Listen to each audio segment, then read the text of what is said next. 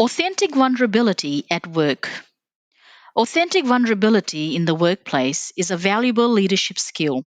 It can promote inclusivity and motivate people to contribute their best work. By Beth Wallace. Article begins. The stress and burnout that have permeated the working environment in recent years have increased the importance of empathy at work. Empathy and authentic vulnerability have become vital in the workplace, and both are often regarded as key leadership traits.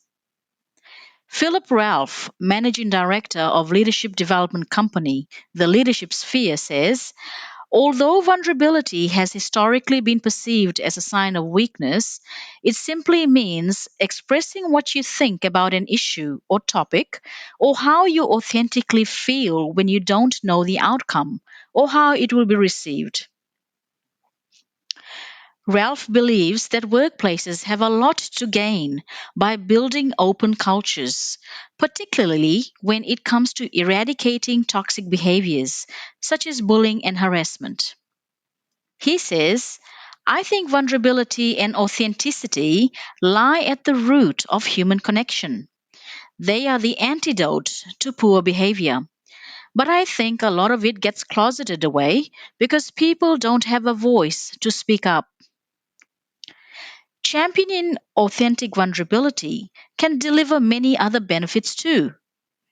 When leaders normalize asking for help, taking ownership of mistakes, and sharing feedback, it forges deep connections among teams, making people more likely to listen to, cooperate with, and trust each other. Vulnerability enables open and robust discussions in which people are not afraid to voice ideas that go against the grain.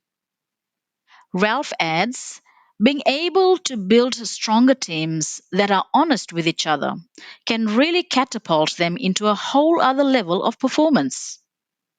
American research professor Brene Brown is arguably the world's biggest advocate for vulnerability.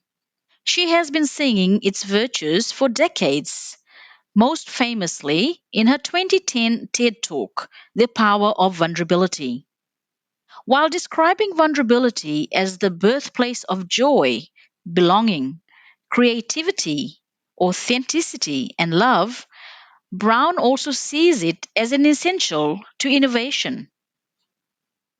The team at 3D body scanning and data insights company BOD understands Brown's message all too well.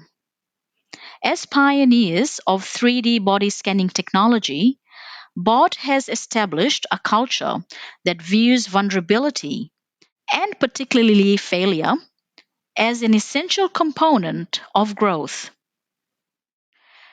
Rob Fisher, CEO and co founder of BOD, says innovation requires a certain level of creative thinking and a really tenacious approach to problems. But it also requires a large propensity for calculated risk and an acceptance that there will be failures along the way. Since launching BOD in 2016, its founders have strived to make their team comfortable with failure.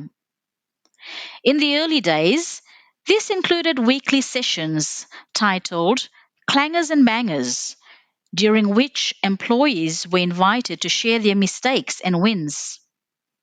Since launching BOD in 2016, its founders have strived to make the team comfortable with failure. In the early days, this included weekly sessions titled Clangers and Bangers, during which employees were invited to share their mistakes and wins.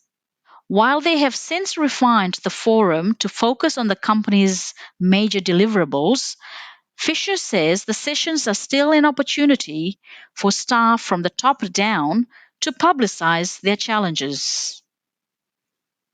He says this ensures that everyone has visibility over what other people in the company are doing, but also gives them a finger on the pulse of the cadence and success, of failures and challenges that have been faced along the way. Vulnerability, however, is not exclusive to challenges. For Fisher, it also means celebrating wins and other people in a genuine and humble way. He says that authentic leaders should be open to giving praise, showing appreciation, and acknowledging that they are not always the experts. Fisher and co founder David McLaughlin intentionally surround themselves with people who are smarter than they are. He says, it's our job to be the cheerleaders and get really smart people in their domains to come in, take ownership. He says, it's our job to be the cheerleaders and get really smart people in their domains to come in, take ownership, perform like guns, and then be proud of the work they're doing. Customer relationship management company HubSpot has featured high on the list of Glassdoor's best places to work in recent years.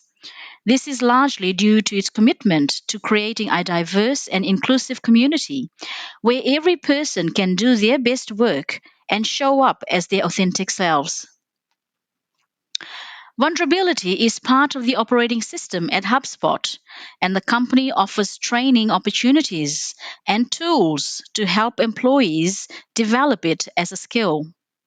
Managers, for example, are equipped with diversity, inclusion, and belonging discussion kits to help them foster authentic conversations about tough topics. Likewise, failure forums allow HubSpotters to share stories about the mistakes they have made and the lessons learned from them. Kat Warboys, Asia Pacific Managing Director at HubSpot, explains that the goal is to build a safe work environment where new ideas are both encouraged and expected. Warboys says it's been well documented that employees who feel motivated, purposeful, and supported at work are more likely to bring positive outcomes to their teams and work hard for those around them. She believes workers should be able to choose where they want to sit on the vulnerability spectrum.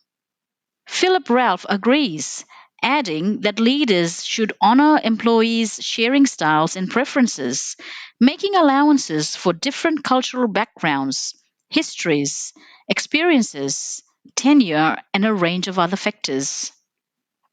Ralph says we can only do that by connecting with people and understanding who they are as individuals rather than taking a one size fits all approach.